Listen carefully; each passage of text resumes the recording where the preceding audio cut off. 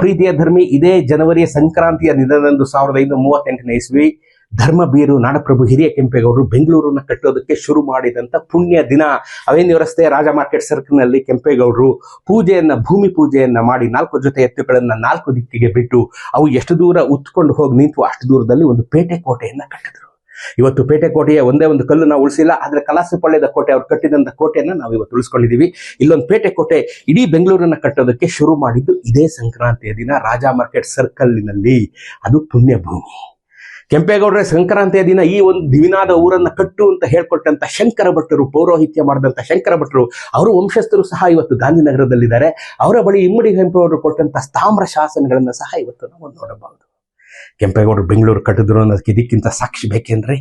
ಕೆಂಪೇಗೌಡರು ನಾವೆಲ್ಲರೂ ನೆನೆಯಲೇಬೇಕಾದಂತ ಈ ವರ್ಷದ ಮೊದಲ ಹಬ್ಬವಾದಂಥ ಸಂಕ್ರಾಂತಿಯ ದಿನದಂದು ನಾವು ಕೆಂಪೇಗೌಡರನ್ನ ಶ್ರದ್ಧಾಭಕ್ತಿ ಪೂರ್ವಕವಾಗಿ ನೆನೆಬೇಕಿದೆ.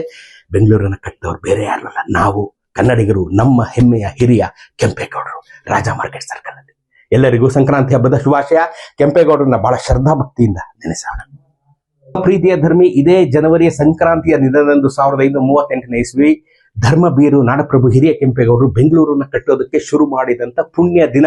ಅವೆನ್ಯೂ ರಸ್ತೆ ರಾಜ ಮಾರ್ಕೆಟ್ ಸರ್ಕಲ್ ನಲ್ಲಿ ಕೆಂಪೇಗೌಡರು ಭೂಮಿ ಪೂಜೆಯನ್ನ ಮಾಡಿ 4 ಜೊತೆ ಎತ್ತುಗಳನ್ನ 4 ದಿಕ್ಕಿಗೆ ಬಿಟ್ಟು ಅವು ಎಷ್ಟು ದೂರ ಉತ್ಕೊಂಡು ಹೋಗಿ ನಿಂತು ಅಷ್ಟು ದೂರದಲ್ಲಿ ಒಂದು ಪೇಟೆ ಕೋಟೆಯನ್ನ ಕಟ್ಟಿದ್ರು.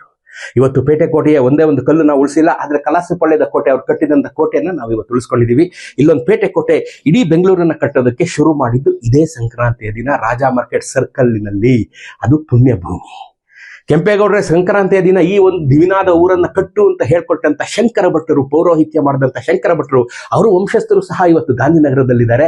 ಅವರ ಬಳಿ ಇಮ್ಮಡಿ ಕೆಂಪೇಗೌಡರು ಕೊಟ್ಟಂತ ತಾಮ್ರ ಶಾಸನಗಳನ್ನ ಸಹ ಇವತ್ತು ನಾವು ನೋಡಬಹುದು.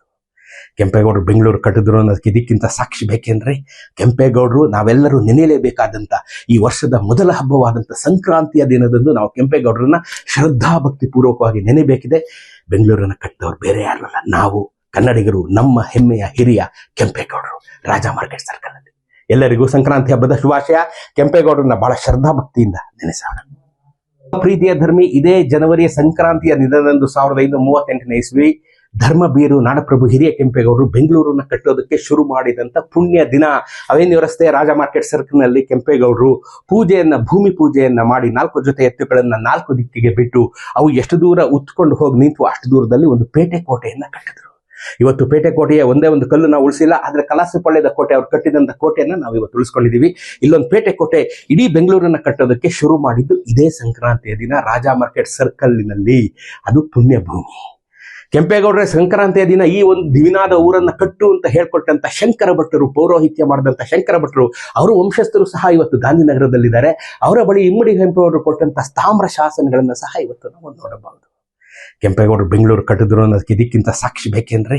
ಕೆಂಪೇಗೌಡರು ನಾವೆಲ್ಲರೂ ನೆನೆಯಲೇಬೇಕಾದಂತ ಈ ವರ್ಷದ ಮೊದಲ ಹಬ್ಬವಾದಂಥ ಸಂಕ್ರಾಂತಿಯ ದಿನದಂದು ನಾವು ಕೆಂಪೇಗೌಡರನ್ನ ಶ್ರದ್ಧಾಭಕ್ತಿ ಪೂರ್ವಕವಾಗಿ ನೆನೆಬೇಕಿದೆ.